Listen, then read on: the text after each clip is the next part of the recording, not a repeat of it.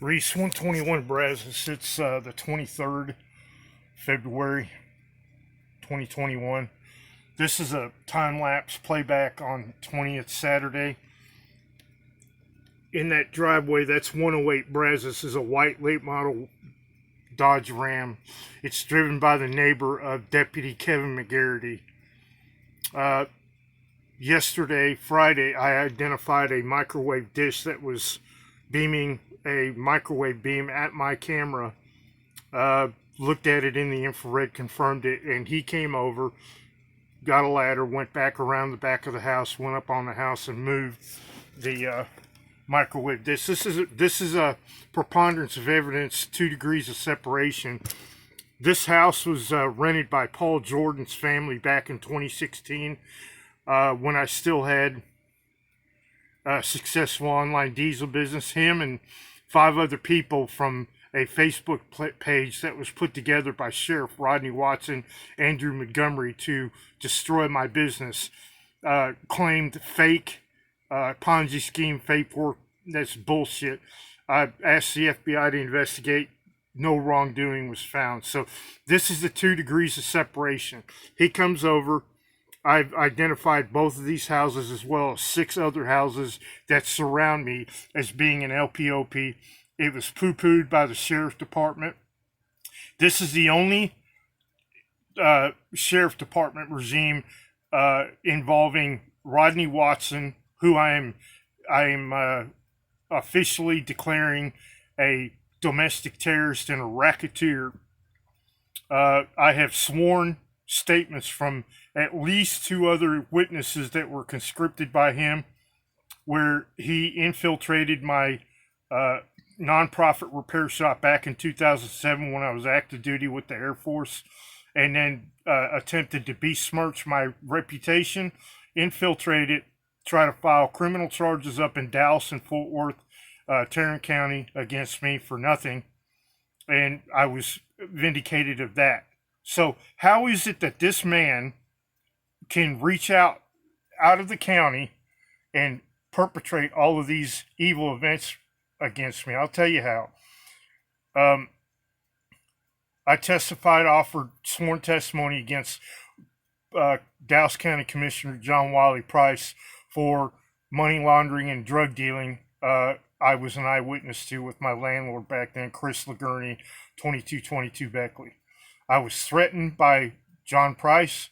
I was threatened by his lean police tactical dude, guy by the name of William Joe Hudson, who to this day harasses me and is another domestic terrorist, gangster, racketeer.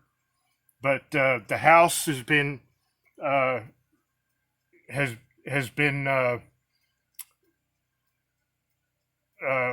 rented or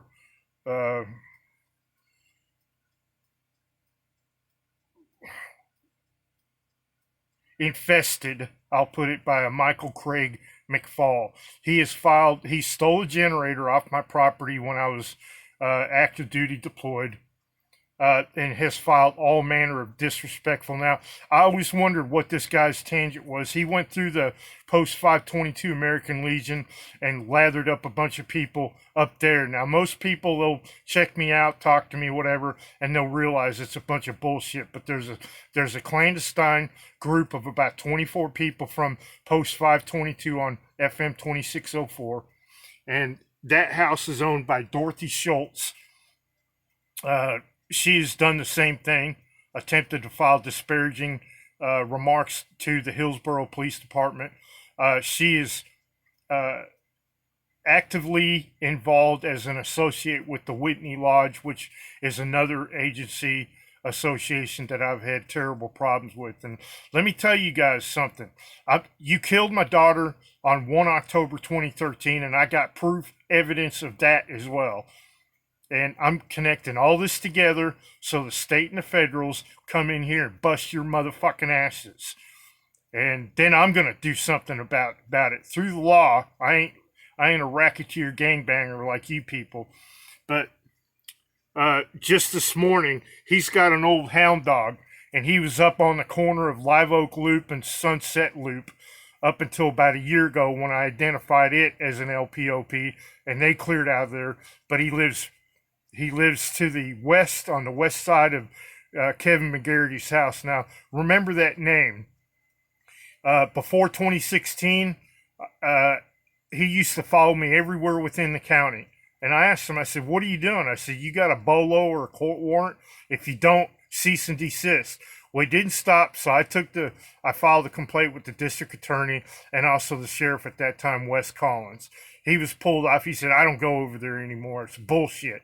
His dad lives over here. His dad's part of Post 522. Y'all starting to get a picture here that this sheriff's department, through Rodney Watson, Andrew Montgomery, has declared war on me and my family. I ain't backing off, motherfuckers, ever, until you're all prosecuted, until everything's seized economically from you and your rotten asses are thrown in a goddamn penitentiary. Now, I don't usually use language like that, but I'm beyond fed up dealing with this shit. So, Bull, as you go by, and that's a good name for you because you're full of shit. Lying motherfucker. I got it all, man. I've got what I was trained to do, was counterterrorism. You guys didn't like that. You lathered up because you thought I was investigating you. Wasn't the case, but I am now. And Rodney Watson, I ain't calling you the sheriff anymore. You just a common criminal gangbanger, racketeer. You need to step down along with Andrew Montgomery and save face before I come after you. Well, I'm coming after you through the law anyway. But it'd be best for you now to step down. So I'm going to keep documenting all this stuff. About a week after my first video, proof of statements on this racketeering, which I'm preparing for state and federal prosecuting agencies. Post 522 and the Grandmaster of the Whitney VFW heavily stalked me, harassed me on the road, in the stores, etc. I know all of you. I've identified all of you. I got your tag numbers. I know where you live. So save your face and grow up. I'm a fucking veteran. I served in state military forces, national military forces, and federal. I don't give a goddamn what people have said about me. I got the proof of that, and I showed Wes Collins my 201 file. But this shit ramped up real hard and heavy once Rodney Watson got in there. So just beware, man. You guys have pissed me off to no end. The hell with the wrath of a scorned woman. You ain't seen shit. Scorned veteran white boy. You killed my fucking daughter, destroyed my business. You follow me around everywhere, inside, outside the county. That's all right. I'm going to get my day of payback. No problems. Reese 121 Brazos out.